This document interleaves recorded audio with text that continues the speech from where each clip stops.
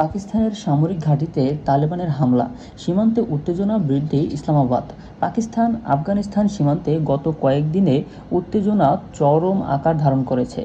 আফগানিস্তানের তালেবান সরকার অভিযোগ করেছে তারা পাকিস্তানের ভেতরে সামরিক ঘাঁটি লক্ষ্য করে সফল অভিযান চালিয়েছে।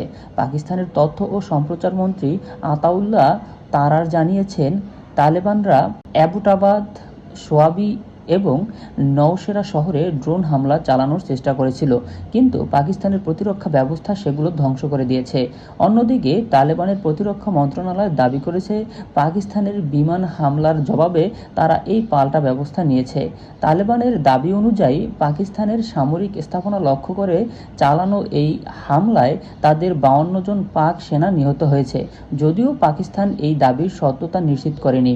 গত সপ্তাহে পাকিস্তানের বিমান বাহিনী আফগানিস্তানের সীমান্তবর্তী বিভিন্ন এলাকায় সন্ত্রাসী গোষ্ঠীগুলোর অবস্থান লক্ষ্য করে হামলা চালিয়েছিল।